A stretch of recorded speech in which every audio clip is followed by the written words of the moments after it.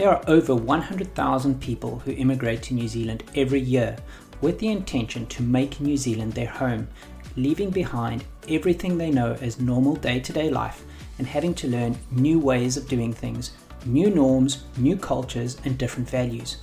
There are many people who struggle with this transition and find it challenging to adjust and settle, so they can call and make New Zealand their home. The purpose of this podcast is for me to share my journey and our challenges with the hope that you can learn from me and my family and have a softer landing. There will be good days and bad days, but with time, more good days. I believe we have made the right choice for our family. I want to try and help you do the same, but hopefully with a softer landing. This is Soft Landing, and I am your host, Brett Corlett.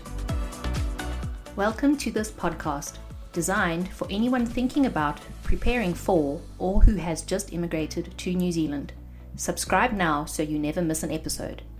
Drawing from his personal experience, this series will guide you through the process of preparing for your move and helping you navigate the challenges of immigration. Hey everyone, welcome back and thanks for joining me again. Today I've got the privilege of introducing a phenomenal human being to you today. His name is Cisko or Francisko, and I'll let him introduce himself shortly, but he reached out to me on social media and he let me know that he wants to share his story, his immigration story with me, so that I can share it with the rest of you. And I can tell you it's an unbelievable story. He told me it would blow my socks off, and it literally did. He has knocked on death's door, literally. And his journey and what he's gone through is incredible. It's absolutely incredible. So I was really honored when he said that he'd be willing to share it with all of us. Listen, guys, it's a bit of a long one today, but I can tell you it's well worth the listen. If you're struggling on your journey and you're sometimes just thinking, what the hell and how and why am I here? And, you're just having a tough time. Listen to Francisko and just listen to what he's gone through and how he's overcome so much. And hopefully that'll just help you find some motivation to just keep going. So with that, let me introduce Cisko, and I'll hand over to you. Thanks, Cisko. Hi, full name Francisko du Plessis. Immigrated from South Africa almost 7 years ago, 6.5 years. And awesome. Living in Tauranga and enjoying life in New Zealand. Awesome. Are you a citizen yet, Cisko? No, resident. So you're a permanent resident. So we're also, I cannot wait. I think you have to wait 5 years or something like that to get your residency. Yes. And that's what we can't wait to finally get our little black passport and consider ourselves Kiwis. Yes. I don't know if in the rugby, are you ever going to start changing sides, even once you've got your black passport, I wonder. Well, I find myself cheering for the All Blacks when they play other teams. But oh, really? Okay. So it's only when they play the Bokke that you've got to decide. Awesome. And obviously now that we're doing this recording, it's in the middle of us playing two different games. Last weekend is the one that you came up for in Auckland. I know that one was a bit of a shocker, yes. But last night's one was awesome. Yes, it was. Really awesome. Was on a couch here, had the family jumping up and down, and yeah, just enjoyed it. Awesome, Cisko. Really cool. So maybe with that, so you've been in the country for 7 years now. I spoke to you the other day, and you were explaining to me how you want to share your story with me, and you'll blow my socks off if I had to hear your story. And I thought, oh yeah, come on, bring it on. Let me hear the story. And I'm telling you, you really did. Your story is amazing. Hence, I'm so grateful that you're going to share it with the audience. So maybe start off. You said 7 years ago. Why did you want to move? Talk about us, or tell us a little bit about your immigration journey from the beginning. Yeah. As we all know, South Africa is not the place it once was. Yeah. I've got 3 kids. At that stage, the oldest was 7, youngest was not even 3 yet. Yeah. So it's for their safety, for their future. We decided we have to move on. We have to go somewhere else. Yeah. So and you've got beautiful little girls, as I understand it, eh? Yes, 2 girls, 1 boy, and yeah. No, it makes sense. We did the exact same thing. We moved because of our kids, same reason. So yeah, get it. Yeah, just the last 6 months before we moved, our neighborhood was full of just crime that happened there. From boy that got shot for his phone, people that was I held know. up in the house for 4.5 hours, middle of the night Yeah. shootouts, just in my Yeah. neighborhood, which wasn't a bad neighborhood, not top neighborhood, but not Yeah. a bad neighborhood. Yeah. Yeah. Yeah, it's just crazy. So yeah, we had to go. Yeah, it's just not the life we want for our children. So, and I think that's the same for many South Africans, particularly that want to move across here. So, I can definitely relate as to why you would want to move. So, talk us through your actual move. So, you obviously finally decided, okay, you're making the move. Looking for a job, coming from Pretoria, Yeah, did a lot of work in Johannesburg, so used to big cities. yeah, So yeah, I had a couple of job offers, and one was Auckland and one was in Tauranga. So yeah, Auckland one pays more, but Auckland's more expensive too. yeah, yeah. Very So true. we had a look at it too, and we felt like we were drawn to Tauranga. Awesome. The big guy upstairs decided we need to come here, so took the Yeah, job here and never looked yeah. back. Awesome. And Tauranga, I've got some friends down there as well. Not that I've been yet. I would love to come down. And maybe when I come down, I can even meet you face to face. Yeah, you should But yeah, I've heard run it's there. beautiful down there. Mm-hmm.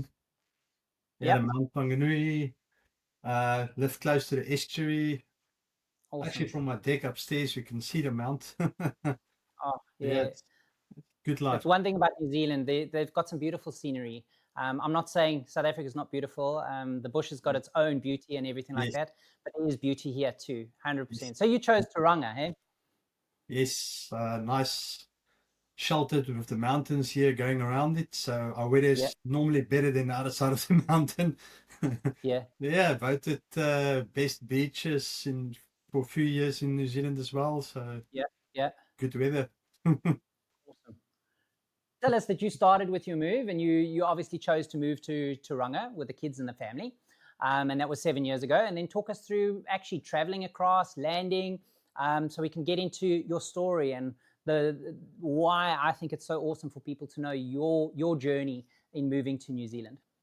Yeah, so I was diagnosed with a heart condition while in South Africa, Yeah, 2016, yeah, and I was on chronic meds, doing well, no problems, physically fit, doing physical work, doing well, and immigration was aware of everything. We were open with them, played open yeah, all the details. I had to yeah, submit cardiology reports for 5 months in a row every month for them to see that I'm stable. And in the yeah. end, they were happy and gave us a 1 year visa. Awesome. So we decided to risk everything, a few Yeah, suitcases, yeah, and make the move. Pack our lives up in a few suitcases, get rid of the rest, and here we are. yeah. 7 years later, and haven't looked back. So the first few years, as much as it's tough, obviously immigrating across, you were working towards getting that residency, and everything was looking like it was going in the right direction. But then I know that's when obviously you had some health issues that started coming up, and that's obviously what I wanted to ask you to share a bit. But I don't want to take your thunder. I want you to tell the story. So go for it.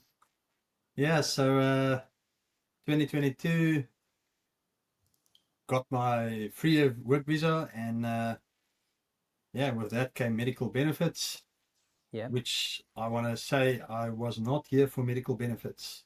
As we yeah, all know, South Africa's was leading in hard stuff. So yeah, in that, looking at that, I would have been better off staying there. If you yeah, think about it, because the science behind hard stuff and so on in South Africa is much higher. It's one of the highest yeah. in the world.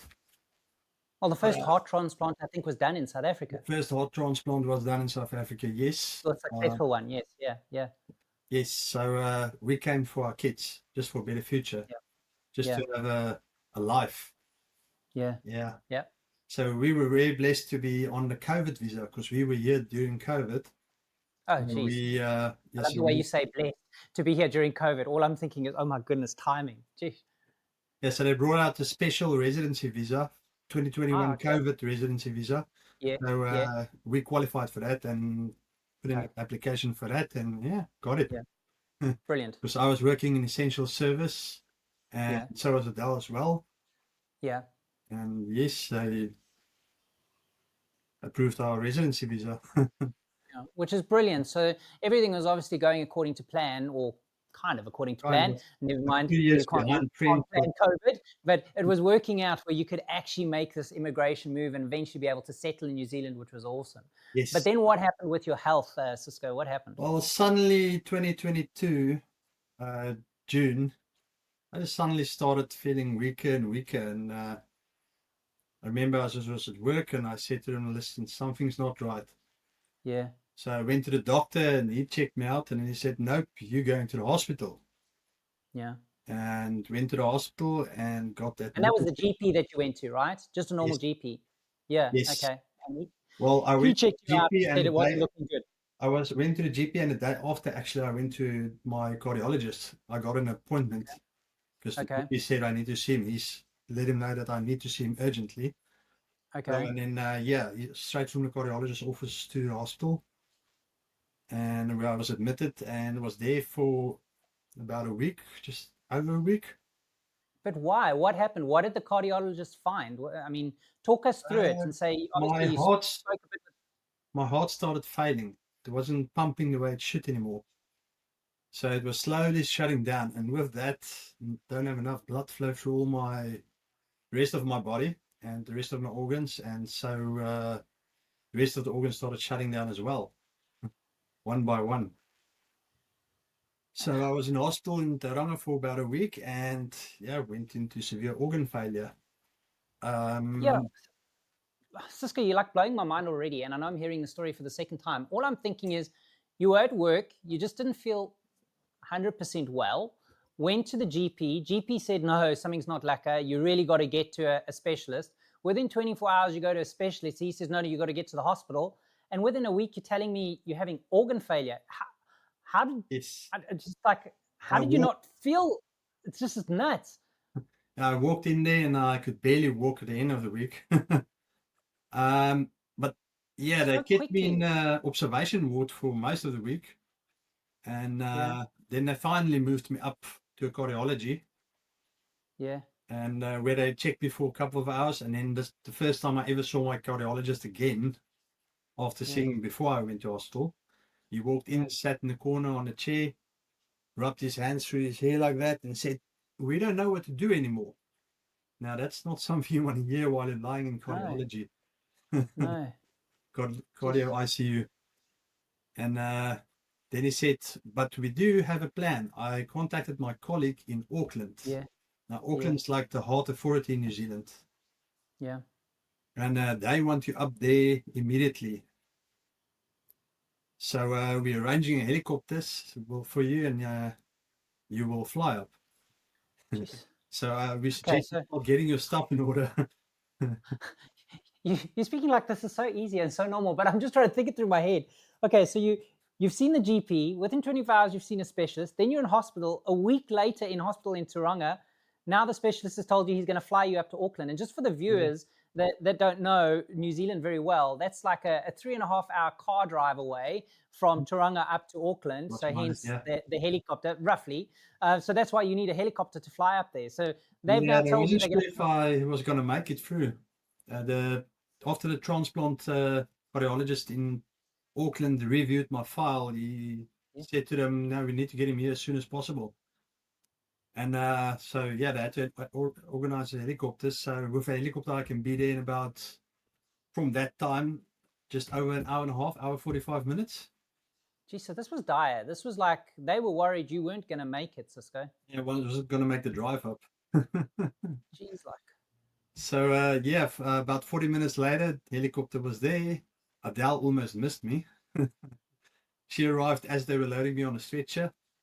And yeah, off I went in the helicopter. Two in-flight nurses, pilot, co-pilot, and more gear than most of the helicopter was taking up space by gear just to look after me, machines and stuff to Oh, make sure I survive. And the helicopter, they also had to do low flying. They were flying 200-300 meters, not higher than why? 300 because they wasn't sure what the air pressure was going to do with me. Oh, geez. So low flying all the way to Auckland, right on sunset. That was a good flight. Oh, I don't know. Geez, beg to differ. There's not the type of flight I ever want to have or wish Yeah. on anybody. But my goodness, okay. Yeah, so touchdown Auckland City Hospital on the roof, and pushed me into cardio ICU. As Yeah. they pushed me into the room, there was about 10 or 12 nurses and other hospital staff standing there, everybody with something in their hands, waiting for me. And as soon as I was there with stretcher, got onto the Yeah. bed, and everybody on me, everybody connecting stuff, cutting off my t-shirt, this, that, getting Oh, lines geez. in the neck, all kinds of tests being run. It was crazy. It was really busy. And then I see this one guy floating around in between them all, and you can see he's got a little bit of authority. And eventually he came and sat down next to me after he saw all the results and stuff, and Yeah. said to me, I should probably introduce myself. So he put on his little Yeah. cap, and it says Tom Cardiologist. Oh, geez. Okay. So he said, I'm one of the transplant cardiologists here over here, and I'll be looking after you for the moment. I'm the one that said you need to get up here. I'm like, oh, okay, Yeah. nice to meet you. Yeah. Then they started grinding me about drugs. Oh, geez. Yeah, he said the only way I can fall that fast was with drugs. I can go into organ failure that fast. Yeah. How my heart can just back up like that suddenly. Yeah. And so eventually I lost a bit after going on and on about drugs. I said to him, well, you got my blood now, you got my urine, because I already had a catheter in. Yeah. This, Yeah. because they said you're going to be spending some time in this bed. Yeah. Yeah. So I told him, got my blood, got my urine, go do the test yourself. I give permission. Yes. And Yes. then they stopped grinding me about drugs. Oh, geez. Why were they so worried about drugs? I'm trying to understand. Well, I guess they're trying to figure There's out a why few you. reasons from a medical perspective. There's certain stuff they can't give me to help me to get Okay. everything going again. Okay. I'm on certain drugs, because that would Yeah. kill me instead of helping me. Oh, yeah. Okay. So you need Okay. to be aware of any drugs. Yeah. And the other reason is if you self-inflict with drugs, if you're a constant drug user, they probably won't go too far out of their way to do too much, Okay. because they Okay. can't spend millions of tax dollars on people that's just going to go back into drugs. Yes. No. Fair enough. Fair enough. I Yeah, get so it. they're very cautious about it. Not to say that Okay. they won't help people, Yeah. Yeah. but yeah, That's why he was really interrogating you and just trying to figure out what the hell was going on. yes. Well, But look, I can only imagine what more was from going a through medical your head. I perspective. mean, in just a week, I can't even imagine what you must be thinking. Is like from working last week to being at home with the kids and the family to now suddenly you're in Auckland in a hospital with all the stuff connected to you and being told you're having organ failure. I mean, Yeah. geez, Cisko, why? What the hell? What was going on? Yeah, so they finally got to the bottom of it. They said my heart's very overgrown and floppy. So when your heart gets overgrown, a Yeah, lot of sports stars get it as well. Sports yeah, people, it's doing a heavy exercise, they get overgrown yeah, left heart chamber. So yeah. it overgrows on the left side, and muscle overgrows. But then Okay, at the same time, the inside also pushes in, which makes your heart chamber a little bit smaller, actually. okay. And if you don't look after it, if you don't control it right, then it can cause problems for you.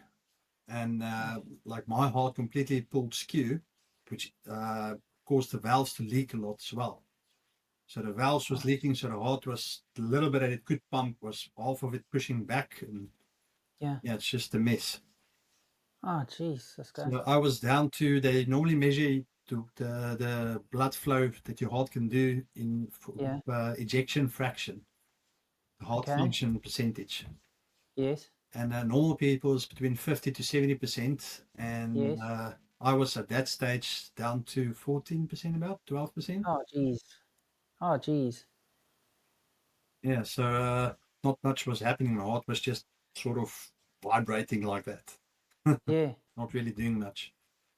So what did they do? I mean, where to from here? Stabilized me, gave me, I'm not sure what types of medications and everything, pushed into lines. Yeah. And yeah, just monitored me and tried to keep me alive. Oxygen, everything. Apparently, they pushed the oxygen up so high that it's equivalent to sticking your head out of a car window doing 70 k's an hour. Yes, like, So that's the jeez. airflow they were pushing through my lungs just to make sure I get oxygen to my organs so they don't die.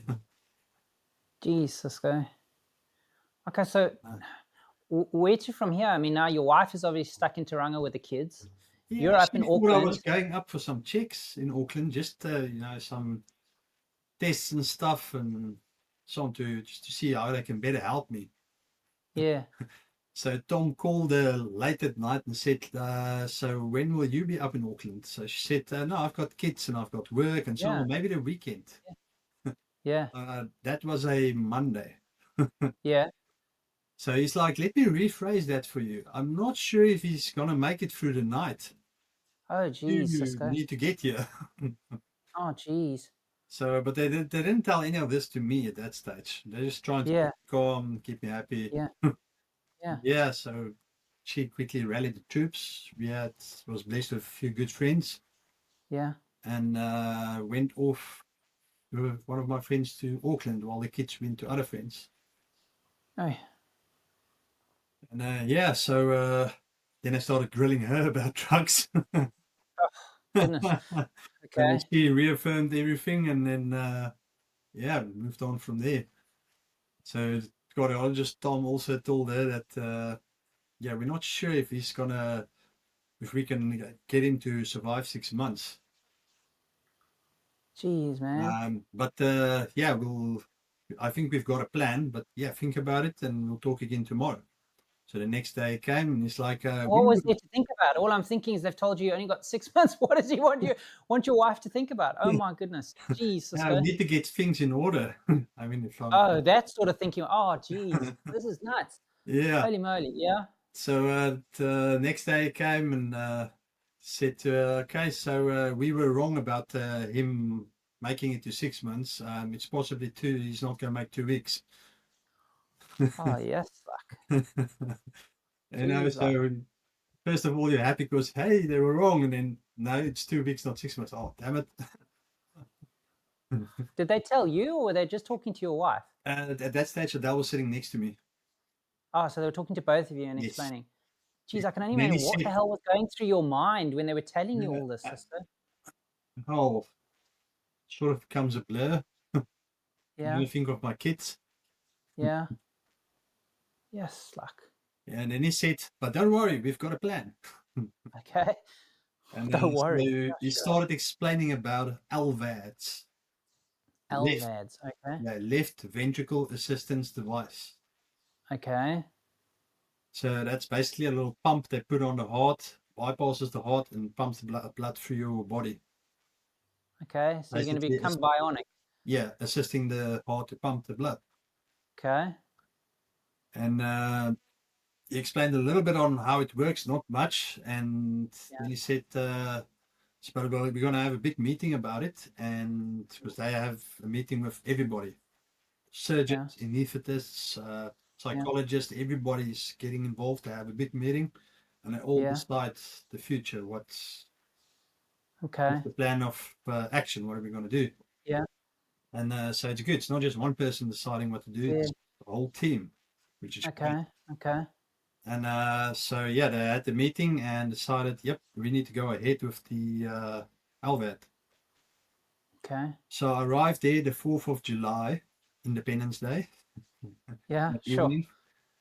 American independence, yeah. And so Yeah. the 8th of July, I went in for my first operation. Geez, 4 days later. Holy moly. Okay. Yeah.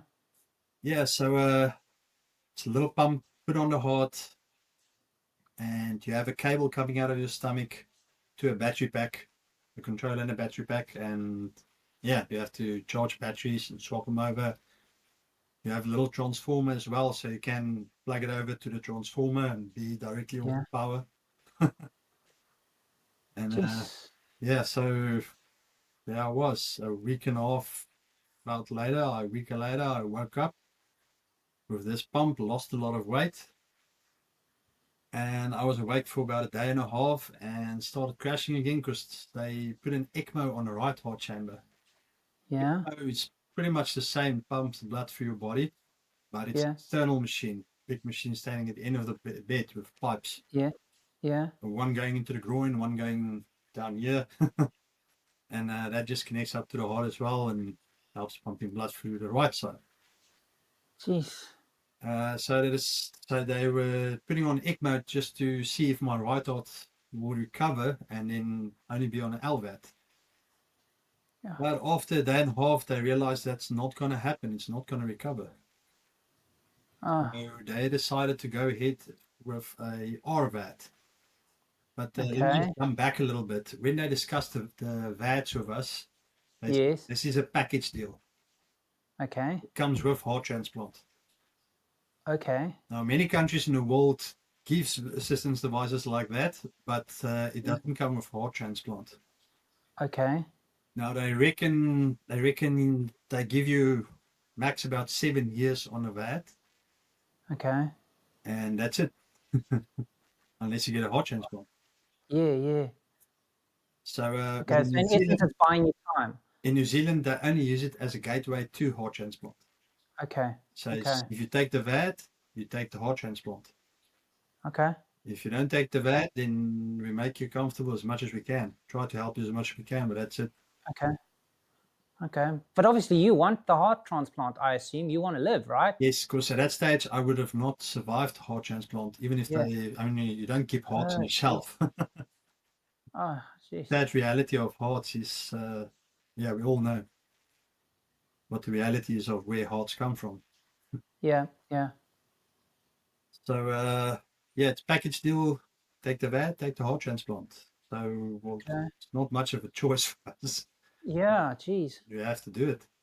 Yeah. So, yes, let's go ahead. And so, after having the first one, woke up, tried to get a little bit active again. I had a little Yeah. exercycle with my hands and my Yeah. feet, stuff.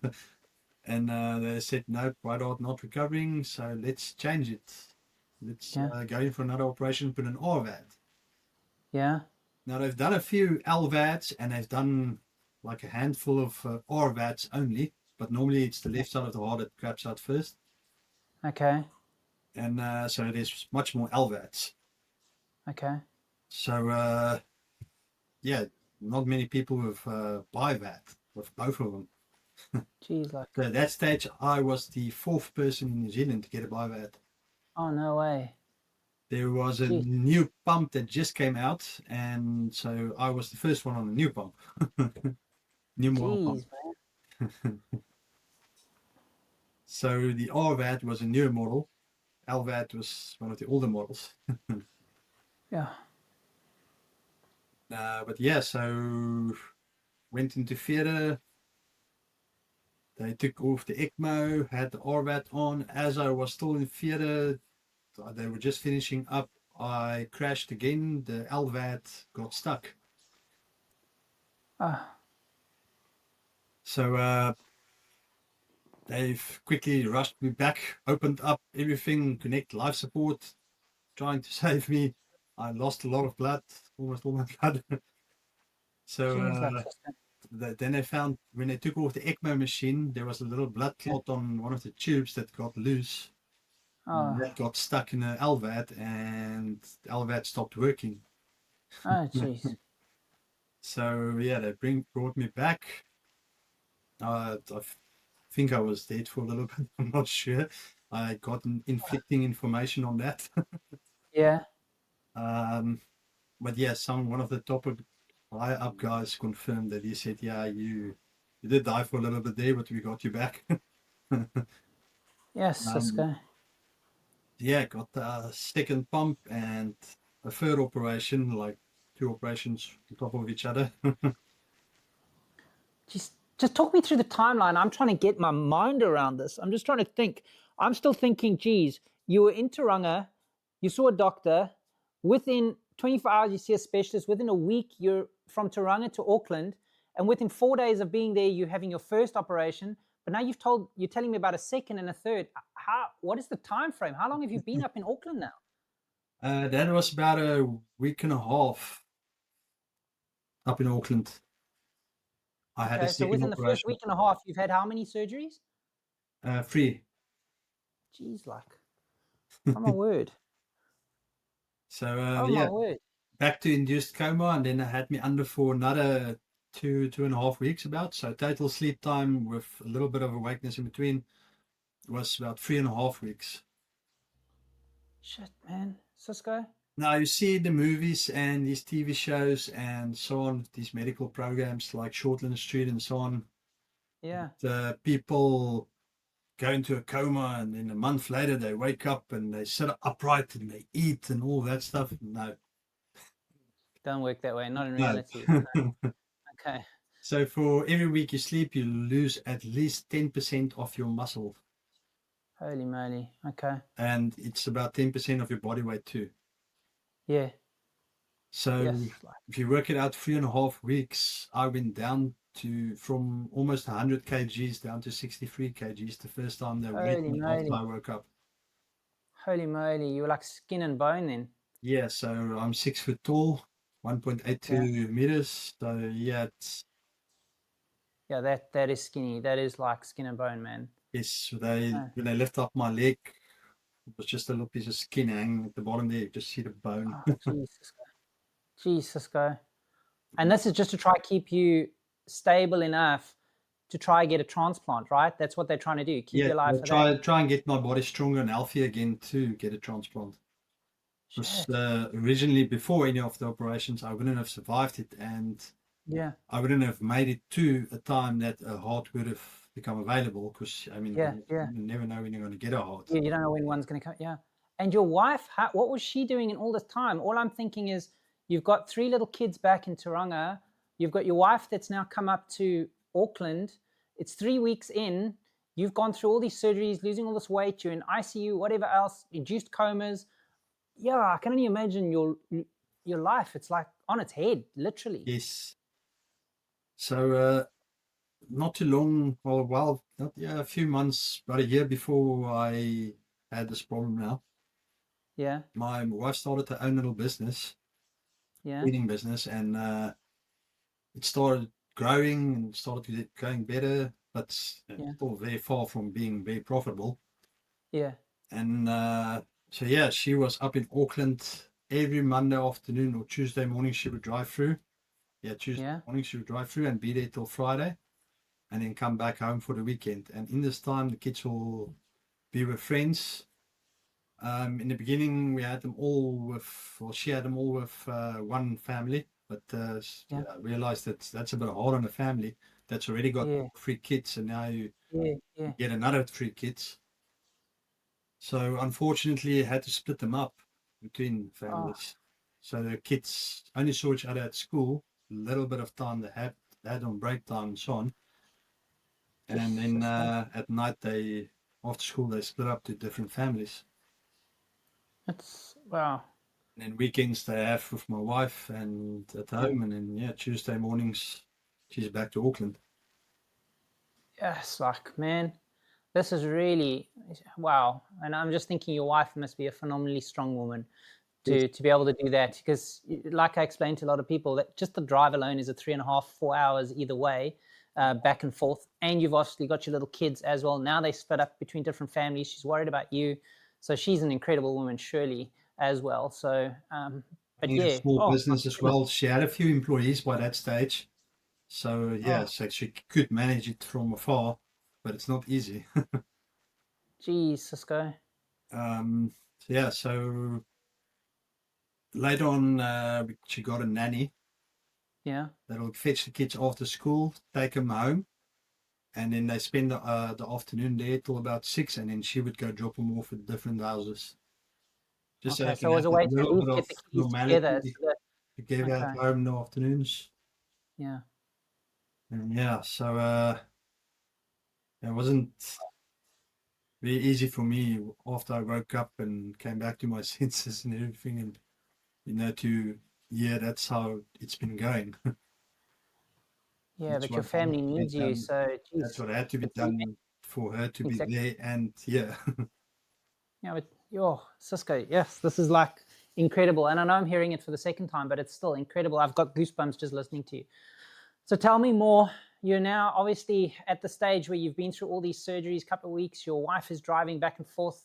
Your whole family unit is on its head. It's upside down. But how are you? Where are you at in this now? I can't lift my hand up to scratch my nose. Oh, Can't lift my legs up. Can't do anything that you would normally want to do, like an itch on the ear. You can't lift your hand up. Nothing. Can't push a button on a remote. Not that there was oh, TV. Yeah, so yes. at that stage,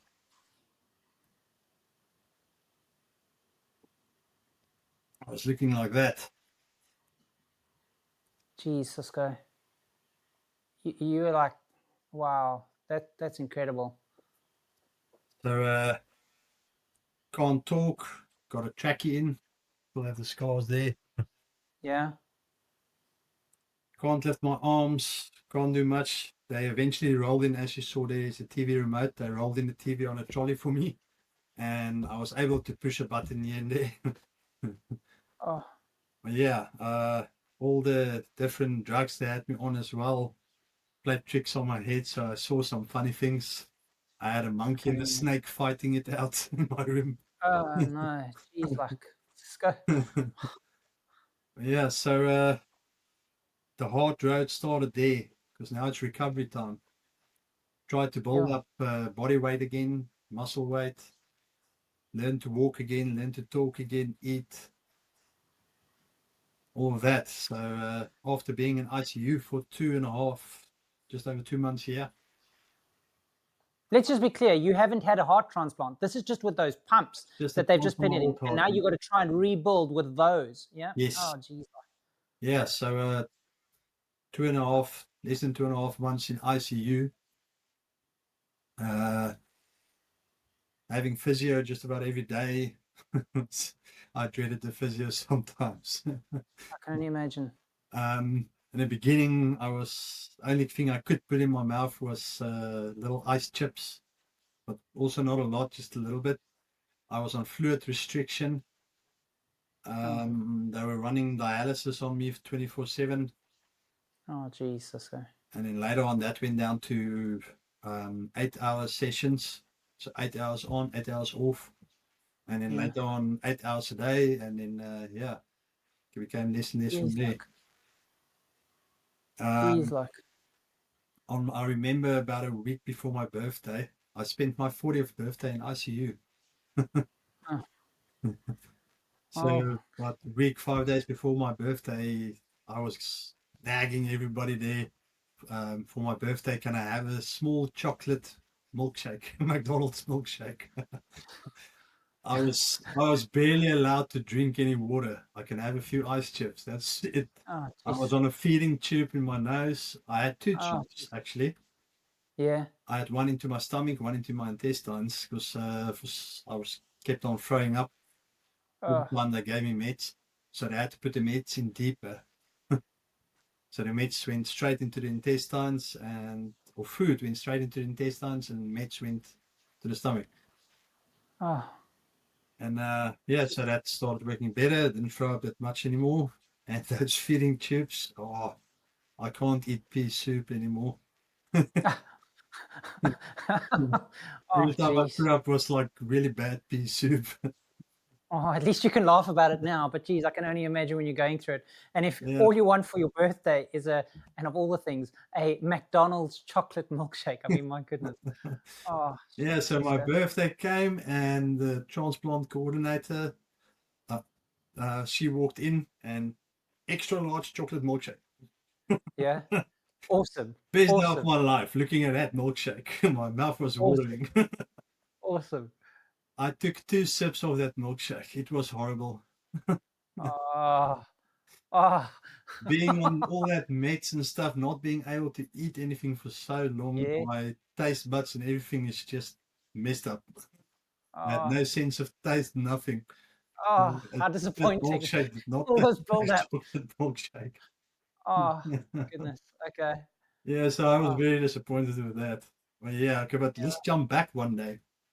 yeah. So that previous night, that was okay. So my birthday is the 28th of August, just to put a time Yeah. frame into perspective. Yeah. So Wow. So you went in on the 4th of July because you told me it was American Independence Day. yes, And now we're all the way just before your birthday at the end of August. yes, Geez, like, so you've really been in hospital for a while, hey? Wow. yeah. Okay. So I was standing up a little bit by then, but I wasn't walking. But Okay. I'm standing up with the help of 2 physios and 3 nurses. Hey. Because I had all these pipes and tubes and things connected to me and cables and Yeah. stuff. Anyway, so I jumped to the 27th of August. So I Yeah. made sure the nurse put my phone on charge because I need to Yeah. have my phone ready the next day. It's my birthday and I'm expecting a Yeah. lot of messages and calls and stuff. Yeah. But I was And it is still, your 40th as well. I mean, come on. yeah. So I was on a trachea for a long time. So later Yeah. on, they had me on a speaking valve. So they change Okay. out a little piece right here, right in Yeah. front of your throat. Yeah. That changes the airflow in a way that you can get some air out of your mouth that you can Okay. speak. And Okay. it's not easy. Yeah. Okay. Sure. And as soon as you can stay on that speaking valve 24/7, they'll think about removing the trachea. Okay. Okay. So in the beginning, to put it into perspective, I think the first time I could do about 8 minutes, Yeah. and yeah, just was just too much, struggling. Oh, The airflow they were pumping through was so crazy, a lot of airflow. Jesus. Um, Okay. so yeah, as time went on and I started getting better, started having the speaking valve in more, and I heard them say that as soon as I can have it 24/7, then they'll take it out. So I'm like, Yeah. target, Yeah. I got my aim, I'm gonna do that. Okay. You had a goal. When I put Awesome. it in, I will just push as long as I can. Yeah. Yeah. Yeah. Yeah. Anyway, so with my birthday, um, oh yeah, they just removed the trachea. Yeah. Didn't have it anymore. They removed it a few days before. Anyway, so with my birthday, no phone calls, no messages, nothing. Oh, geez. Here and there, somebody on Facebook will tell me happy birthday and so on. Yeah. Yeah. But yeah, not the people that I wanted to hear from. Yeah. Oh, Well, shit, man. you're Cisko. always glad, you're always happy if somebody sends you happy birthday, but Yeah. not the close people to me around me at that stage. Yeah. Yeah. And so next moment, nurse walks in there. He's like, "So we're going to move you to another room. You'll love it. Yeah. Got a nice view, everything, but there's another patient coming in, so we don't have time. We need to go now. So Oh, wow. we need to get you in a chair and so on, and move you out. Move me over to the chair, machines, everything. And okay, Yeah. we'll go somewhere else first, and then while we move your room, and then yeah, you can go back to your new room." I'm like, okay, because it's not the first time I moved the room, but this was a bit hurried, a bit strange, but okay, yeah, I'm Yeah. do it. And they pushed me around into the nurses' tea room. Yeah. As they pushed me in, everybody started singing. All my friends and co-workers, family that I Oh, have, brilliant. and so on, everybody just, yeah, was there. There's balloons everywhere and cake and everything. Oh, that's fantastic. So yeah, they'll organize the birthday party all the way up in Auckland. Everybody coming from Tauranga and so on. Oh, wow, Cisko. That's just, again, I'm mentioning your wife. She's phenomenal. So how awesome. Really, really cool. It was a Really room cool. with probably about 50 people in there, if not Oh, more. fantastic. Jeez. Okay. Well, at Yes. least you had a, well, I want to say you had a good 40th, but I'm just thinking, geez, like you've had a 40th like not very many people have, and I don't wish it on anyone, to be really honest. But she did, at least you made your 40th, which was awesome. But geez, you still got all these pumps and everything in you. So what now? Yeah, so just want to see if I've got a picture of that 40th.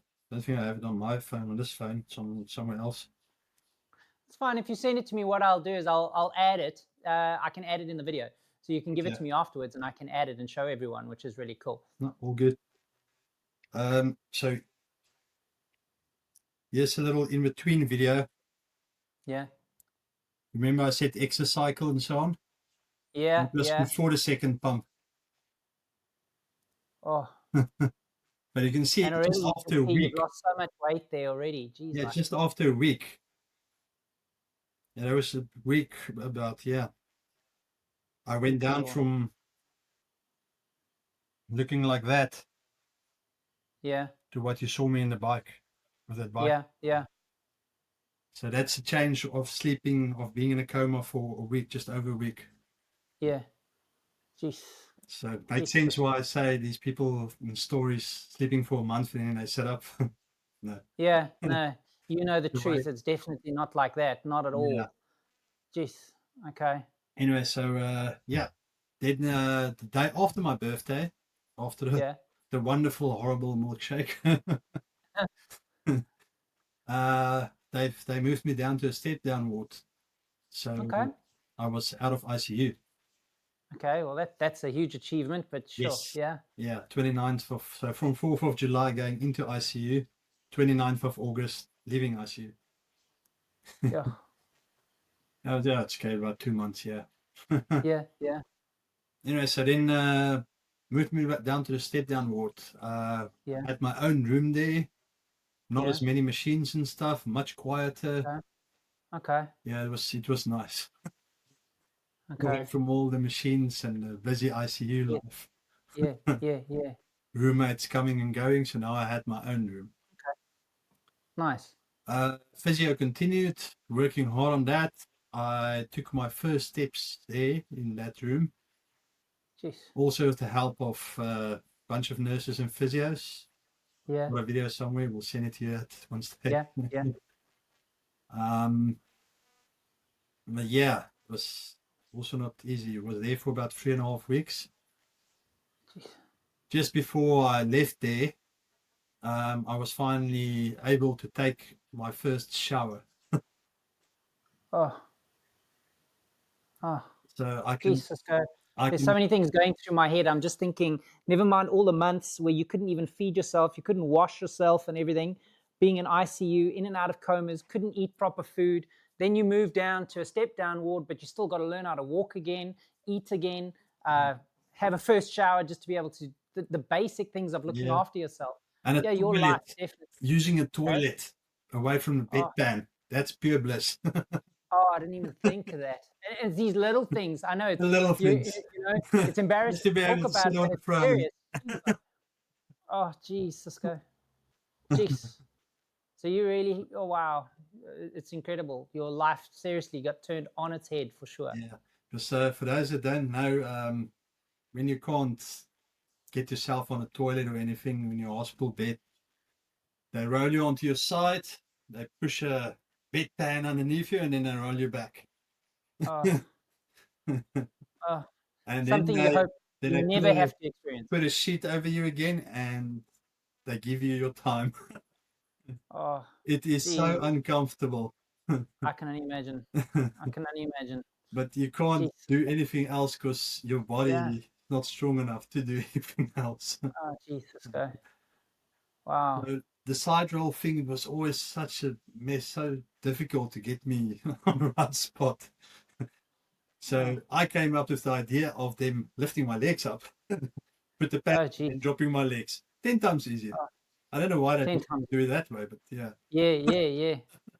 Oh, So the beginning, the nurses didn't want to. They didn't really agree with that, but later on they learned to accept that if they don't, they're going to have to clean sheets. oh, geez, Cisko. It's hectic, man. I'm just thinking what you've had to go through. This is rough, man. Yeah, Rough. so as soon as I could sit up and all of that, the one piece of advice the cardiologist gave me was just keep moving. While you're lying in bed, try to keep moving your feet. Try to keep moving your hands. Just keep moving. Take little breaks in between and then continue. Just keep those muscles working. Yeah. And after you said that to me, it made a huge change. Recovery started speeding up. Okay. Okay. Yeah, so it's a lot about mindset as well. There was a few times that I lost the positivity, went a bit negative, and it's not a good headspace to be in, especially when you're sitting there helpless, can't scratch your nose. Yeah. And I can't even begin to imagine, Cisko. I mean, mind space is huge. I mean, I don't know if I could have got through what you've got through. I would have been questioning, geez, just let me go. I'm more of a burden on my family, whatever else. I can only imagine what was going through your head. That's tough, extremely tough. Geez, Cisko, incredible. also in ICU, what Adele did was family pictures of the kids, Yeah, of her, of us, yeah, and pictures of friends, yeah, family all over, family in Australia, family in South Africa, yeah, pictures of everybody. She asked everybody to send pictures, yeah, and she stuck them all over this ICU room. The big boom arm thing that normally hangs from yes, the ceiling with the light yes, where they can hang stuff from yeah, and so on. yeah, Even that yeah. thing was full of pictures. Brilliant, brilliant. Yeah, that had a bunch of pictures of the kids and her. So while I was lying there, I could just look up in them. I mean, that's what keeps you going. You have to Yeah, do it for him. yep. Geez, You Cisko, I've give up. even myself, I'm like wanting to choke up just listening to you because I know how hard it is for your kids. You just Oh, want to be there for them, and yeah, feeling like that burden and whatever, it must be tough.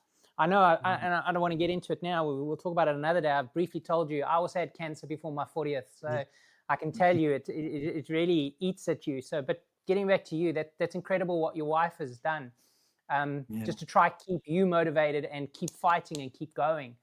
yeah, So I'm eager to hear where this ended up. So I know that you're now in the step down. You're starting to walk a little bit. You don't have to use a bedpan anymore. You're having your first shower, which is awesome.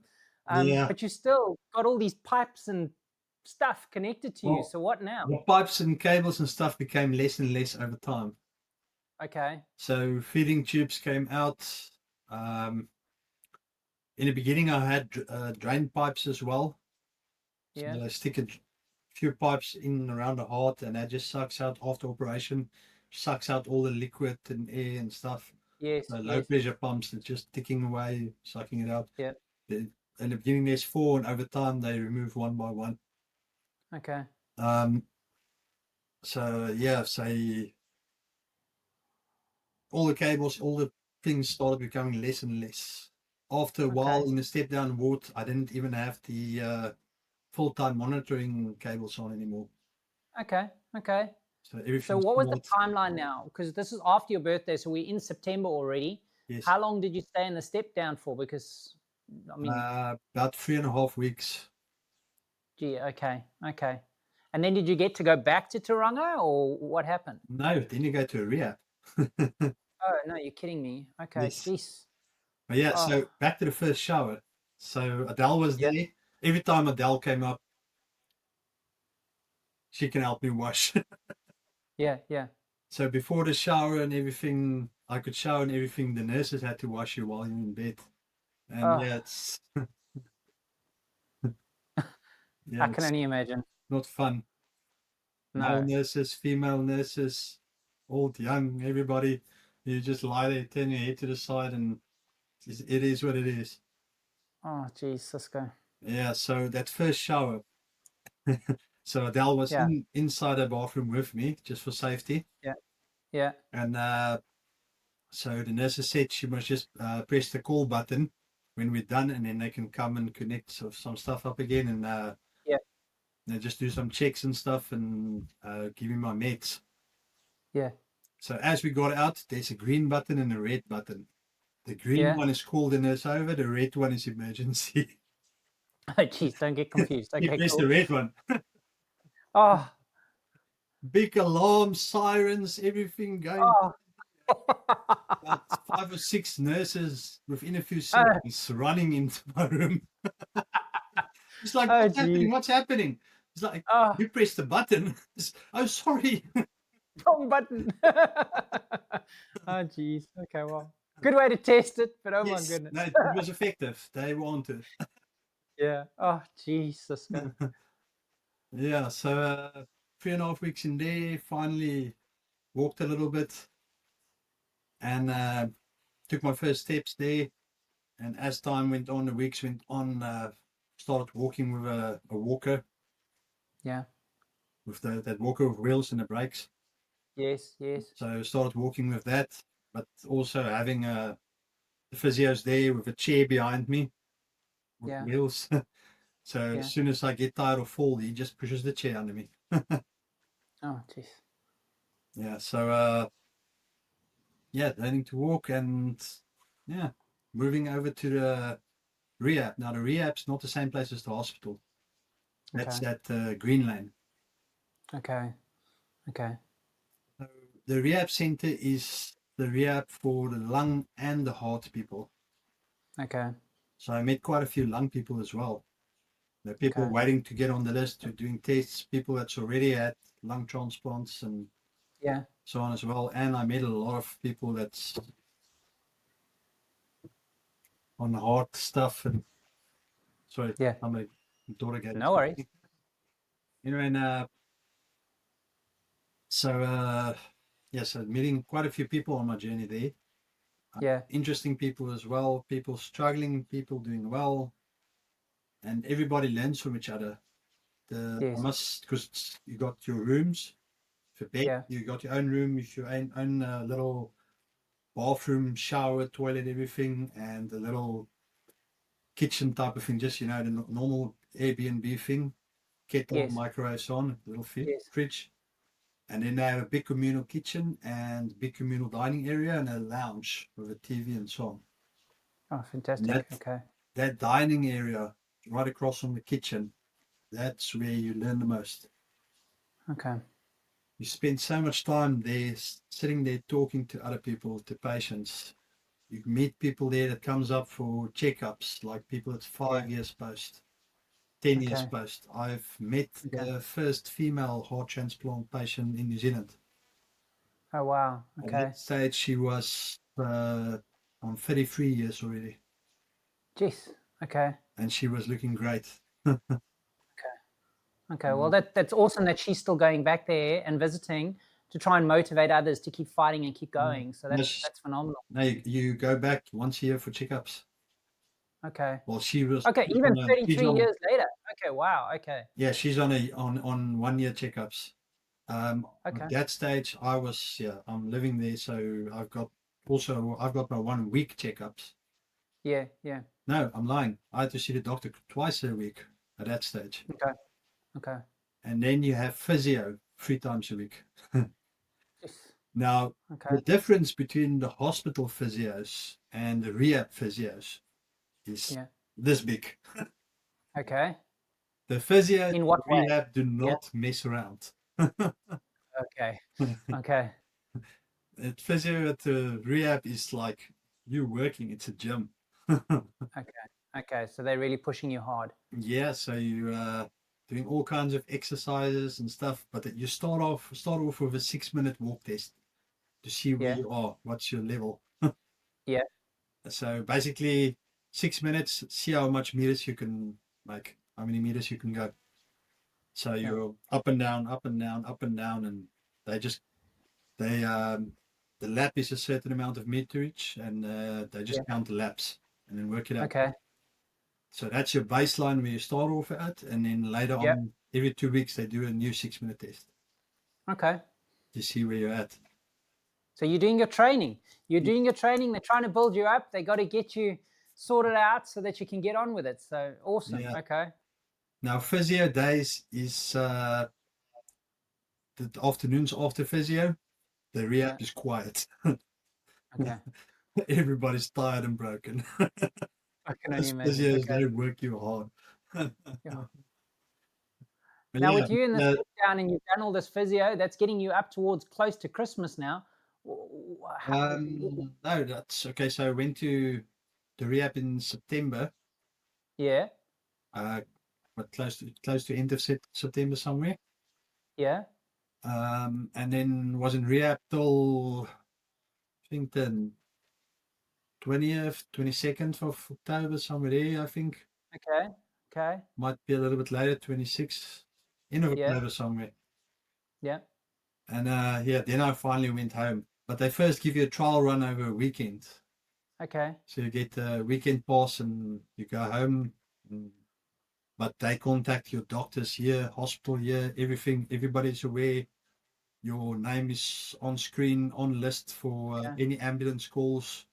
If your Okay. name pops up, they know it's serious stuff.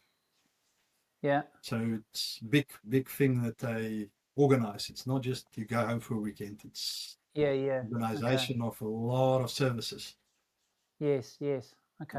My electrical service provider had to be informed as well that they can't switch at my electricity off for anything.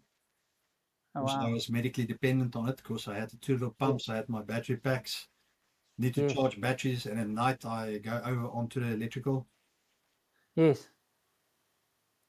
So just more about the system that I had built into me. So Yeah. I had the two pumps, two cables coming off my stomach. Each battery Yeah. pack had two batteries in it, Yeah. and a controller. Now the controller had little backup batteries in them as well. So when Okay. your batteries run out, you do have about 15 minutes to 30 minutes to sort yourself out, either Yes. getting new batteries on or just connecting up onto the power. Yes. The big batteries themselves, they last anything between 18 to 24 hours, Okay. depending on how busy you are and how hard the pumps has to work. Yeah. Yeah.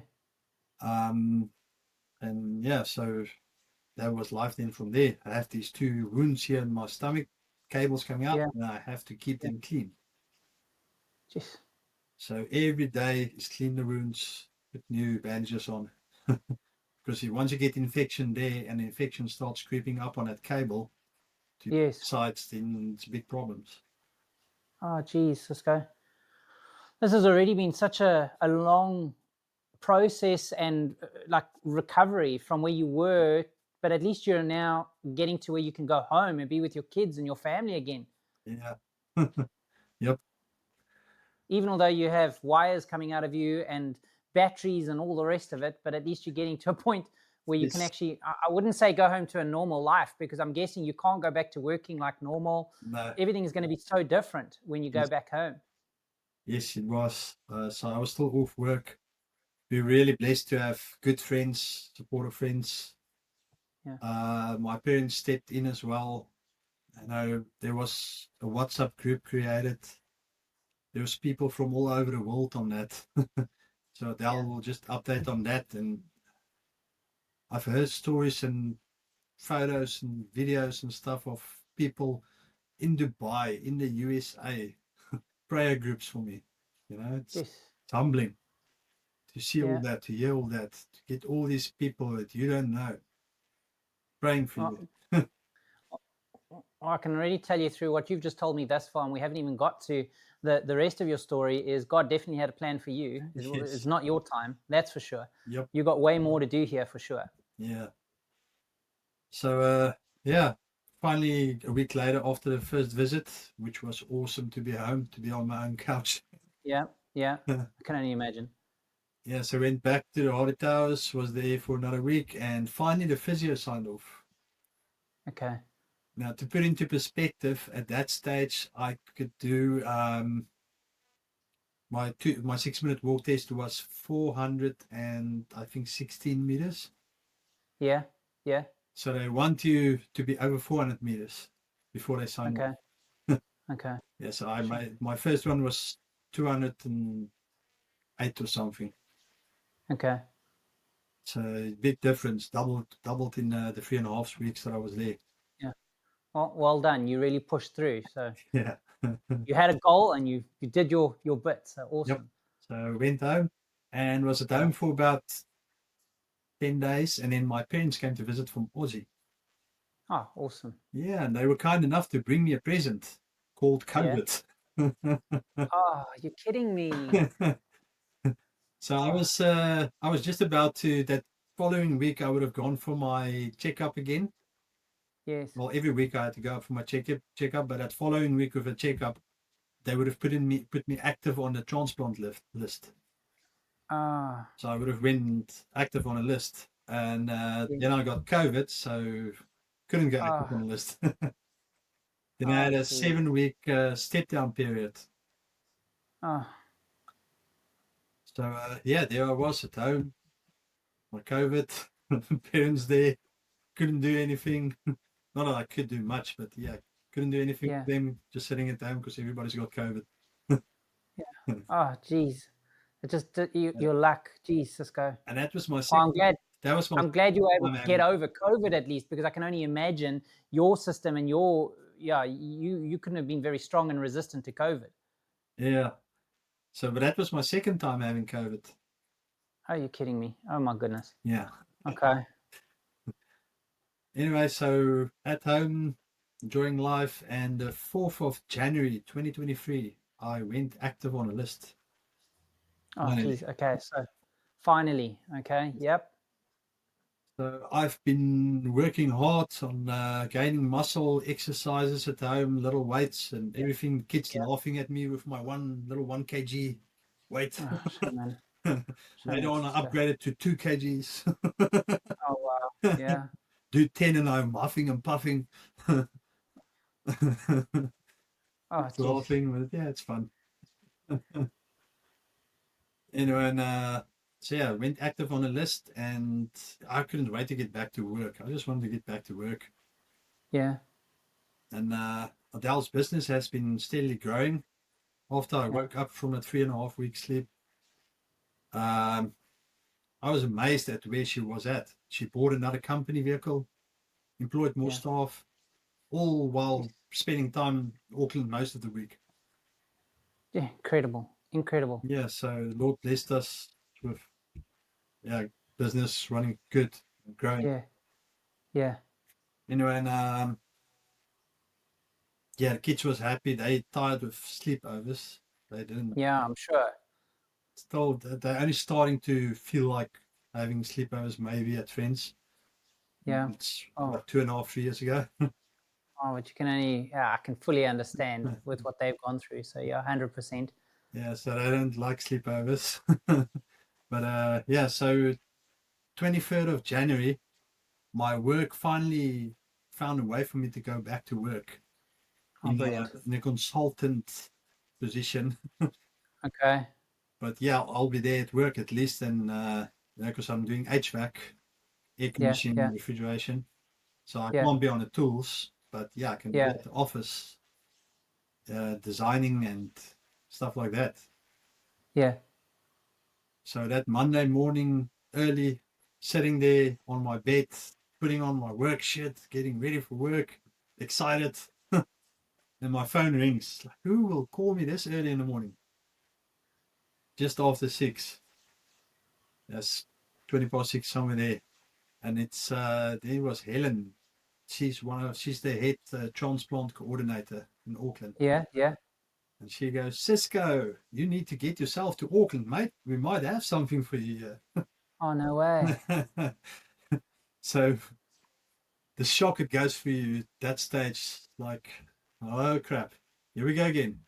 But you're Oh. excited, but you're scared, you're nervous, Yeah. Yeah. but you're looking forward to it. It's because you've heard some horror stories, but also Yeah. I've met so many people doing so well, gives you Yeah. so much Yeah. hope. Yeah, but yeah, we thought we were prepared for the whole thing. As soon as we get the call, we were Yes. not. It's a mess. I can only imagine. Geez, because now your life, you just sort of got a normal life going again. You were just getting back into work, and now you're called. You're going to go back up to Auckland. I mean, my goodness. Yeah. So we were really not prepared. We thought we were, but we were not prepared for that call. So yeah, after organizing the kids and everything and so on, and yeah, off we go back to Auckland. Got to Auckland about 12:30, 12:35 that afternoon, Yeah. and they admitted me there and started doing all kinds of pre-checks and this and that and so on. And then I had to shave as well.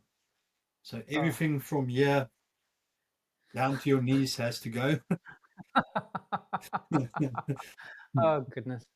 But they gave us this. A real humbling experience, all of this, that's for sure.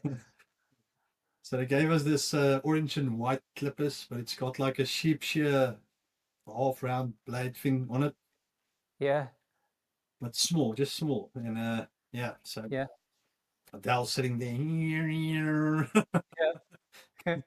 shaving off everything she could. And then we get to the bottom area there. Oh, jeez. That thing is sharp, man. That thing is sharp. She nicked me twice. Oh, jeez. I'm like, give that Okay. thing here. I'll do it myself. I nicked myself 3 times. Oh, goodness. Oh, jeez. Okay. Anyway, so it's little tissues everywhere down there. Well, you're definitely making an artwork for them down there, that's for sure. Because they had to push some pipes up next to my groin again because I went back on ECMO Yeah. after the transplant because things didn't go according to plan, as per usual. Yeah. Yeah. Oh, so they definitely saw the nicks down there. I think it was the least of their worries, I'm sure. But anyway. Yeah, but I think they probably had a good laugh about it. Oh, at least you can make them smile, which is cool. Anyway, so yeah, that afternoon, early evening, 5:30, they pushed me to theatre. They did a COVID test. They haven't gotten the results back yet. Because they have to do it and they can't take me to theatre unless they have results. Yeah. Normally, they have to do a lab test. I went in with a nasal test. Okay. Okay. Because they didn't have time, but it came back negative. The other one as well eventually, but yeah. Okay. So 5:30, said goodbye to Adele. And yeah, into theatre I rolled. Yeah. So they were aiming for under 10 hours, the operation. Yeah. Yeah. Normal heart transplant, anywhere between 6.5 to 8 hours. Yeah. Because I had 2 little pumps on my heart, made it more difficult, and it ended up being a 14.5-hour operation.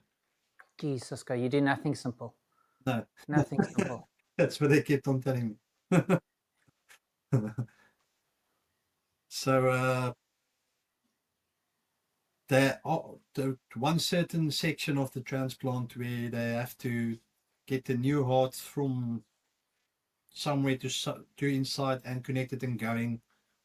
They try to keep it under 45 minutes. Yeah. Over 45 minutes becomes problems. Okay. And you're running risk of the heart not going and all that and so on. Oh, shit.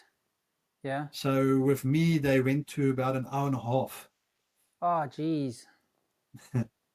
Yeah. So plus my lung, the RVAT, the left lung grew over the RVAT. So they were struggling to get that pump out of the lung as well. So they had to chop the lung a little bit and so on. And oh, geez, Cisko. so it's one hell of an operation. And all in between it all, I was bleeding out again. So they on my transplant, they had to replace about 80% of my blood. Oh, geez. And so I bled out on the table as well, and apparently died a couple of times again. And they got me back. Came out again with an ECMO. Now we had this one senior nurse there in ICU. She was there with my previous operations and all that and so on. Yeah. Before the operations, she said to me, "Now don't go be Mr. Trouble again. You always like being Mr. Trouble." So I want a nice clean operation, come back nice and clean without trouble. And then I came back out with ECMO and all kinds of other complications. So when you just gave me an earful. Oh, goodness. Yeah. Oh, it was good. Look, the nursing staff and the doctors and everything sound phenomenal. They really, really do. But yes, you've gone through one hell of a thing, Cisko. Yeah, the ICU nurses and doctors, they are awesome. They are great. Really can't fool them. Yes. But yeah, so went for operation, came back. Apparently they had to give me extra anesthetics They had to, yeah, they were struggling to keep me under. I kept on wanting to wake up. Oh, geez, Cisko.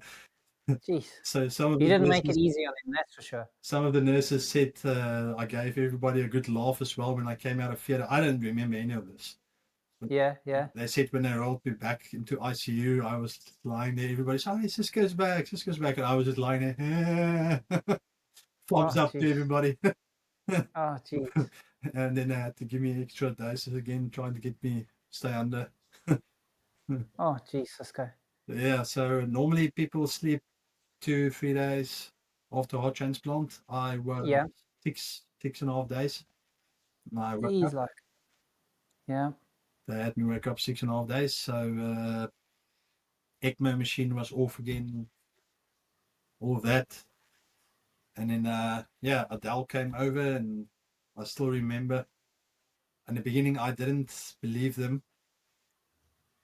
I thought they were lying to me. The nurses was busy with some conspiracy theory there or something. But that's all the meds that's in my head. Yeah. So eventually, when Adele came there, I thought it was one of the nurses that had a Adele mask on. Oh, no. So it took a bit of convincing because she had a mask on as well, because at that stage, masks everywhere in hospitals. Yes, yes. Yeah, so she took the mask off. She says, "It's me." Yeah. So I looked at the. Jeez, Cisko. So yeah, it took a while for me to realize who she was, believe her. She had to Yeah. tell me something about our past for me to believe her. Yeah. Jeez, you're interrogating your wife to make sure you are my wife. I want to know that you really are who you say you are. Jesus. And then she said, "Okay, so you're fully awake. You're aware of everything." I'm like, "Yes." She said, "Okay, let me show you what you missed. Here's the floods in Auckland." So she showed me on her phone. Yeah. So that was the big Auckland floods, 2023. Yeah. Yeah. Yeah, so I slept through that. And then, Yeah. yeah, watching all the videos of the people surfing, kayaking in the domain, Jeez. all that stuff. And yeah. Anyway, so after the transplant, they had me standing up the next day. I woke up at afternoon. The next day, they had me standing up. Yeah. Didn't go too bad. Was a little bit Yeah. wobbly. Yeah. And because I went into transplant with 88.9 kgs. Okay. I woke up 77 kgs. Jeez, like. This Okay. is the first time they weighed me. So that was 6 days. Yeah. Now, just to put in perspective as well, those pumps, those battery packs weighed about 4 kgs, 4.5 kgs each. Oh, geez. Okay. But when they weighed me, the nurses will lift up the pump bags, the battery packs. Okay. So it's only my weight that they were weighing. They weren't weighing the batteries as well. So Okay. going down from 88.9 to 77 is my weight only. It's not the batteries too. Yeah. Okay. Anyway, so yeah, I had some work to do again, build up, but at least I wasn't that bad as what I was previously. Yeah. I still had muscle at least. Yeah. So after a couple of days, day 8, they had me walking. Sure. And walked a little bit down the hallway, so I still had some drain pipes. I still had Yes. 3 of the 4 drain pipes into my stomach here to the Yeah. heart. And so they had a little trolley with my pump and buckets. Yeah. Oh. And there was the drip stand with all the meds, all the lines, because I had a line into the neck with about Oh. 4 or 5 different things connected to that. Yes. They kept on changing the line this side to that side. On one stage, I had both sides, 2 lines going in. Oh my goodness. Anyway, and so yeah, but that first time I walked, I was used to walking a little bit, then I'm out of breath. But I walked and I walked and I walked, and I realized I have so much energy. Jeez. I could hear my heart beating, the new heart. When I woke up as well, my ears was warm. It hasn't been warm for a while. My toes was Jeez. warm. I could feel the blood pumping through my fingers. Incredible. So it was crazy feeling. I could hear it rushing through my ears. It was whoosh, Yeah. whoosh, whoosh. Jeez, like. So it took a bit of getting used to. At night, Yeah, just yeah. lie there and listen to it, being amazed at how it sounds. Jeez. And but yeah, so back to the walk, I realized, wait a minute, this is great. I'm not running out of breath. Energy levels Brilliant. are high. So I Oh, stopped. brilliant. The nurse and the physio is like, "Are you okay?" Okay, yeah, I'm great. I just want to tell you guys, keep up. And then I thought, they're like, "Whoa, slow down," trying to keep up with the trolley and stuff. Oh, brilliant, Cisko. Yeah, so I had a really good walk. The first walk, it was great. And then Oh, recovery after that went so fast. It's oh, unbelievable how brilliant. fast recovery went compared to previously. Yeah, yeah, Now I had blood flow, yeah, but there was also other problems. yeah, I don't do everything easy. Don't do anything easy. So the yeah. new heart, they struggled to get it going and so on. So it jumped into a funny rhythm. So it was jumping into Okay, sinus tachyo rhythm. So normally your heart's okay, running sinus rhythm. okay, So sometimes people have it that it jumps over to tachyo rhythm okay, and then it stays there. And but seldom you do find that it jumps between the two, flutter between the two. okay, So normally what they do when it jumps over to tachyo rhythm, they cardiovert. okay. They shock you. Oh, shit. Okay. They shock it back into rhythm. But they didn't want Oh, to do that because it wasn't staying in tachyo, it was jumping between the two. okay, So one of the lead surgeons there said in his almost 40 years experience, it has never worked. So he can't see why he has to do it here because it's probably not going to work. okay. But now the funny thing is, his name is Peter. Yeah, Now the transplant doctors, every year they have a new doctor coming in, joining the team for a year to learn. yeah, yeah, The one that was there at that stage, the doctor came in was from Argentina. yeah. Now his name was Jesus, Jesus, okay. spelled Jesus. Oh, yes, okay, yeah, So he went on and on that we need to do cardioversion. They need to do it. And he went on and on and on and on and on. And finally in the meeting, they decided, okay, right, let's give it a go. Because they tried fixing yeah, it with medication, but it didn't work. Plus, yeah. the heart was running at 125 average 24/7. Geez, like, okay. Now, according to the surgeons, the heart's happy to run at 95 beats per minute permanently, Yeah, but going over 100 starts bringing problems. yes, Happy running at 90, no problems, but yeah, over 100 starts creating problems. Then the heart's gonna get complications, fatigue, okay, overgrown, all that stuff yeah, again. So they tried to fix it with medication for about a day and a half, didn't work. And they finally gave in and said, okay, let's give this a go because there's no other choices, not many yeah, other choices. yeah. So let's go for it. So Jesus told Peter what to do. Awesome. If you think about it that way. Yeah, yeah, awesome. Yeah.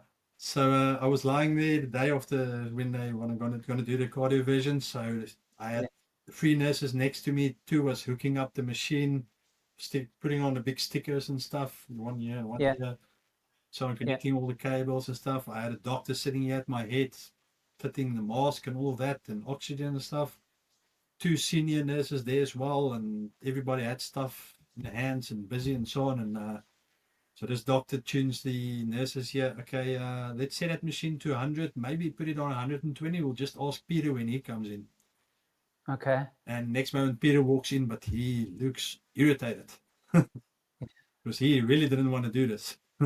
Yeah, So this doctor asked him, so Peter, I told him to set it to 120. What do you think? So he goes, what's the yeah, max that thing can go?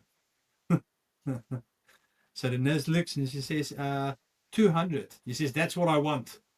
And by okay, then he was already here by my lines and already started feeding in the sleeping potion. yeah. Oh my And goodness. so Geez, like, before I could say anything, knockout. They're gonna shock you like crazy. Oh my goodness. So he's Jeez, got Cisko. that thing up to max, and they're gonna shock the crap out of me. Oh, So jeez. that's all I know, and then I knock out. Then you pass out. Oh, jeez. Yeah, so about 35, 40 minutes later, I wake up because I knew what the time was when I fell asleep. Yeah, And because there's a big clock on the wall there above on the wall. yeah, yeah, So I woke up, I checked the time, so 35, 40 minutes later, peeped up onto the screen here above my head, and sinus rhythm running about brilliant, 95. brilliant, Yeah, so just doop, doop, doop, doop, ticking brilliant, along nicely. I felt so calm. It was, yeah, it was a massive change in my body, even more energy. brilliant, Cisko. Yeah, it just felt great. And about a half an hour later, again, Peter walked in, didn't greet me, nothing. I said hi, and he just walked straight past me, came to the screen, looked at the screen, lifted up his glasses, put them back on, lifted up again, put them back on again. Well, what do you know? It worked. And he just walked out again. Oh my goodness. That's that. Oh, but you said you were feeling great now. So you're saying you've got your new heart now. It's in the right rhythm. It's pumping at the right beats now. You're under 100 beats a minute. What was going through your mind? How are you feeling? It was a calmness. It was the positivity started growing again. Okay. I must say, the day before that, struggling with this whole heart thing and all that and so on, the rhythm Yeah. thing. Yeah. I wasn't in a good headspace. I was struggling a bit. Yeah. So I was sitting there on my chair in the room, and just crying, looking out of the window, thinking about my kids, sitting here in hospital again. Heart doesn't want to work right. What am I going to do now? I mean, Yeah. it's supposed to be the final thing now, and Yeah. the new heart's not doing what it's working right. So, Yeah. I mean, what's the next thing now? Am I going to the same position again? Going to have pumps again? Am I going to get another new heart, or what's going on? You know, it's all these things. It just keeps on hammering you. Yeah. And as I was sitting there, I was feeling sorry for myself. I had an Indian nurse that day, young lad, and he walks in and he's like, "Okay, it's time for your wash." Yeah. Because at that stage they didn't want me showering yet because I had the drain pipes and stuff and so on. Yeah. So I was washing my private stuff to myself by then. Yeah. Yeah. Thank goodness. Yeah. But yeah, so he saw me that I'm in a bad headspace, and he says, "Why are you feeling sorry for yourself? Yeah. Your miracle has arrived." Yeah. You know, so shocked at this guy talking to me, and looked at him, and he's like, "You're a Christian, right?" Yeah. Now coming from an Indian guy, it's Yeah. you know. Yeah. So he says, so he started pumping out Bible verses there, Jeez. which was like incredible. Yeah. And as he's standing there washing my feet, you know, that's Yeah. washing feet, that's a big thing in the Bible, you know. Yeah. And he pumping out all these Bible verses and stuff, and he starts telling me about his little girl. You know, because one of the things I was complaining about, because I didn't know what to tell him, so I just said, "Yeah, it's the nasal tube and all of that and so on." So I was still on a feeding tube at that stage. Yeah. So it tells me about his little girl. He has a son that was about 12, 13, and he had a little girl that's almost 3 years old. Yeah. Now she has some face deformity or something, and she's on a nasal tube her whole life. Yeah. So it's not the thing of it's coming to come out. That's her life. Oh, jeez. You know, so he says he's patiently waiting for his miracle. but it's not feeling bad. It's not negative because he knows his miracle will come one day. Jeez. How humbling. He starts telling me about the church they go to and about his wife and the things that they do, especially his wife as well, in the community. Yeah. And, and yeah, that man can come in there and humble me like that. It's like the good Lord just came and tapped me over the fingers a bit. It's like, hey, come on. He knew what you needed to hear at that point in time, Yes. which was perfect. So yeah. So good Lord just kicking my butt a little bit in the right direction. Yeah. Yeah, so Jeez. that really got to me, and that was a big changing point as well for me. Okay. And the next day, Jesus told Peter what to do, and then the heart was running right again. Awesome. Um, Jeez, Cisko, you've gone through one hell of a thing. It's like incredible, absolutely incredible. on day 9, about after transplant, 8, 9, Yeah. and 9, I was moved out of ICU to step down ward again, but not the Yeah. same ward as the previous time. Yeah. It was an even lower care ward than the previous time with the pumps. Yeah. So, in other words, I'm doing great. And as they rolled me out of the room, all the doctors and nurses, everybody lined up next to the corridor. Yeah. And they just gave me an applause, clapped their hands, gave me an applause. Yeah, applauded me going out, rolling out. Phenomenal, Cisko. Because I've gotten to know many of them very well. Because after spending so much time in ICU, I'm sure. yeah, so a lot of nights you just because you have a nurse sitting with you 24/7 in ICU. They never leave you alone. It's Yeah. always a Yeah. nurse with you, and every bed has a nurse assigned to it. So even if there's 4 beds in a room, every bed has a nurse. Yeah. So you have Jeez. dedicated one person care. And Jeez. yeah, so lying there, sleepless nights and so on, just chatting to the nurses, making jokes. You get to know them pretty well. Yeah. Yeah. Like the one, she wasn't my nurse that often, but every night she will come, take my hand, and say a prayer with me. Awesome, Cisko. Every night that she was on duty. Yeah. And the previous time with my VATs, she told her daughter about me as well, because her daughter asked what she did for the day. And she Yeah. said, I had a patient, and he had these 2 metal pumps in him, cables coming out.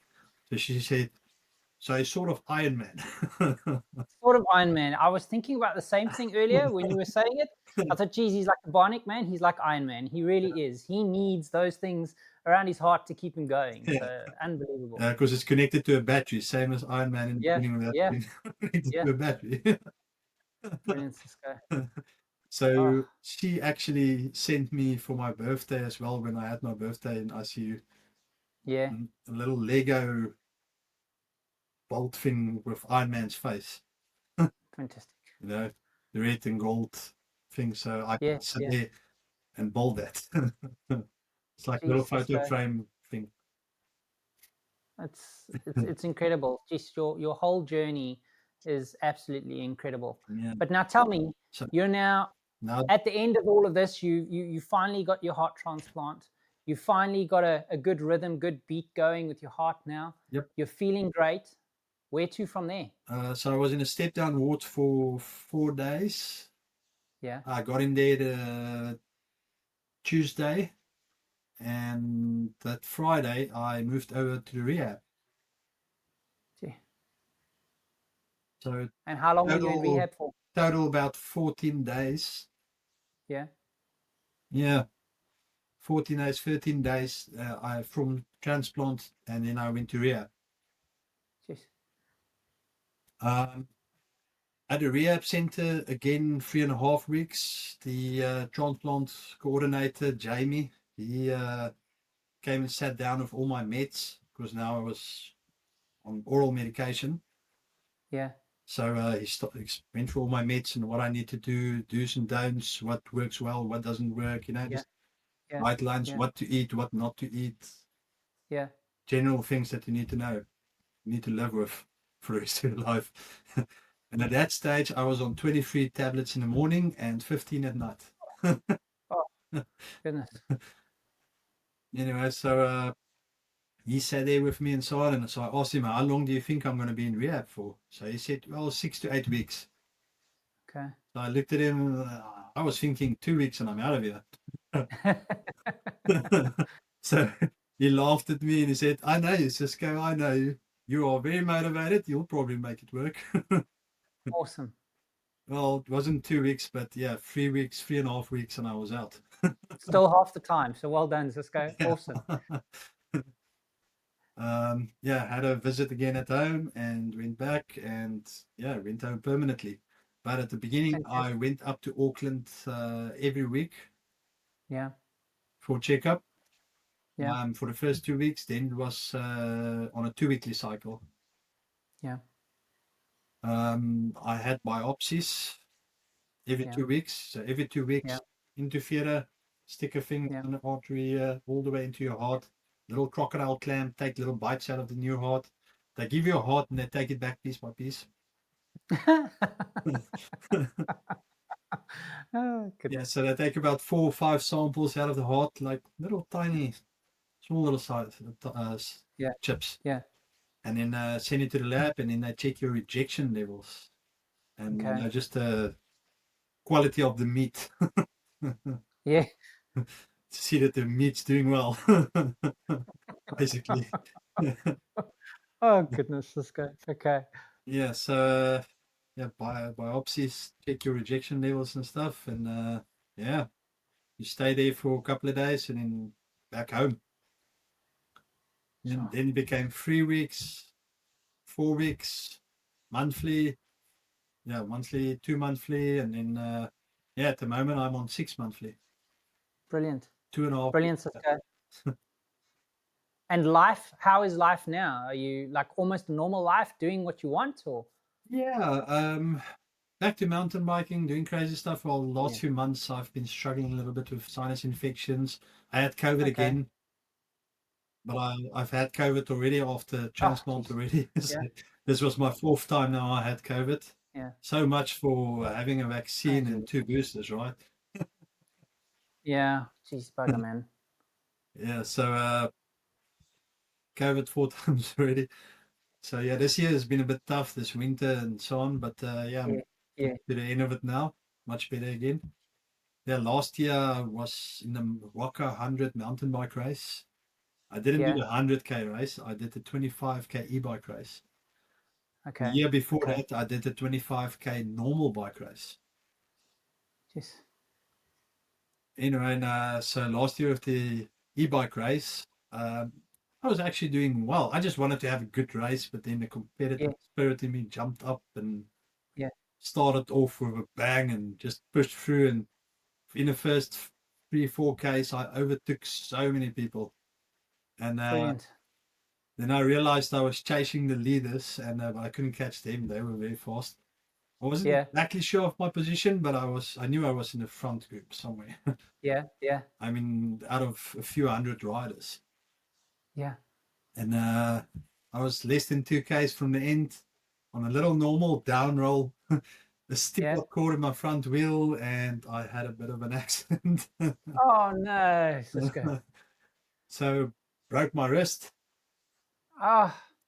um, tore my right calf muscle, injured my left ankle, ligaments and stuff. So I was good and cripple. Oh. But yeah, dusted myself off, got back on my bike, and I finished the race with one hand. Oh, geez. I finished in 17th position. Brilliant, though. Absolutely brilliant. Jesus, go. Maybe take it a bit easier. You've just started putting yourself together. Don't pull yourself apart again. Yeah. But yeah, brilliant. Absolutely brilliant. I'm so happy that you're doing so well, which is really, really good. Later Really, on, really good. later on afterwards, I figured out I was in 7th position when I had the accident, Ah, and there was nobody phenomenal. close to me behind me. So I would have finished in 7th, Just, which would have hey, been but pretty 7th good is actually. considering everything. Yeah, but considering everything you've gone through, Cisko, that's Yeah. phenomenal. So really, really awesome. And it must be awesome now being at home with the kids and the family and getting back to normal life. It's phenomenal. Yeah. So back to work, physical work, air conditioning, everything. Climbed Brilliant. the mount a few Brilliant. times again already. Geez, And Cisko, I can't thank you enough for sharing your story with us. I want to ask you, just before we close off, is you've shared your story with us. What is 1, 2, 3 things you would love to share with the audience? For the whole reason why you've shared your journey and what your story with us. What would you like to leave with the audience? well, organ donation is a real thing. Yeah. I mean, if you don't wish death on anybody, but accidents happen every day. Yeah. Why not just, if you're able to, make sure that your family and friends know, donate what's left. It can be used, use it. Because another thing, my old heart, 3 of the valves was approved for reuse.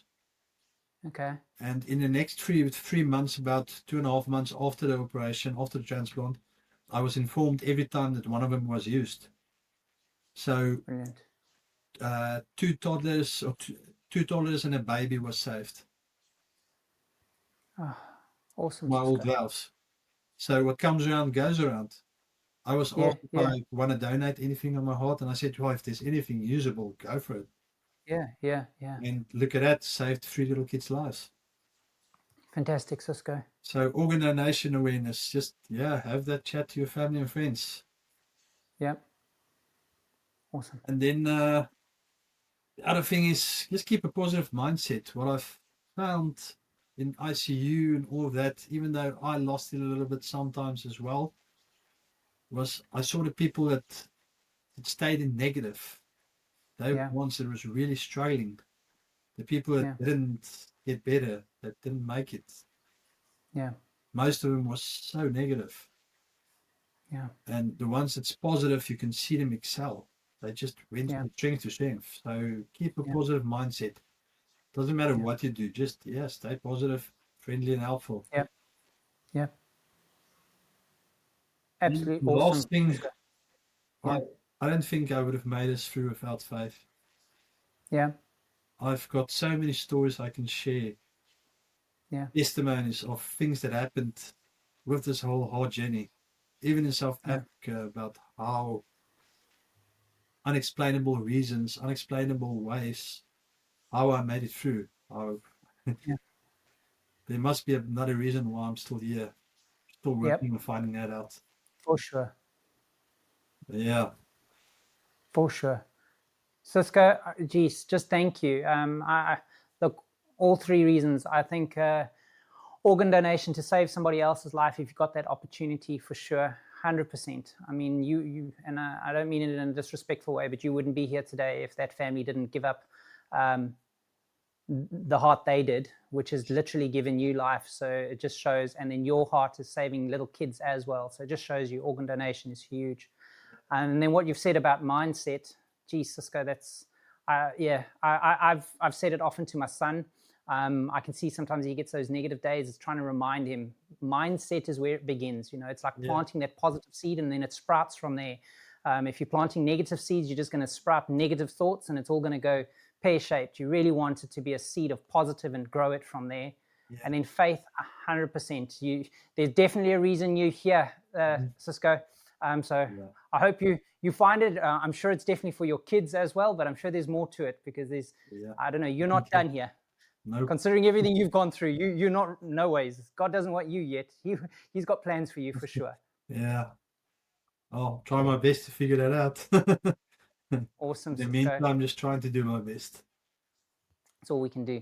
Cisko, thank you so much for your time today and just sharing your story. I really, really appreciate it. Thank you. All good. Thank you for listening. Awesome.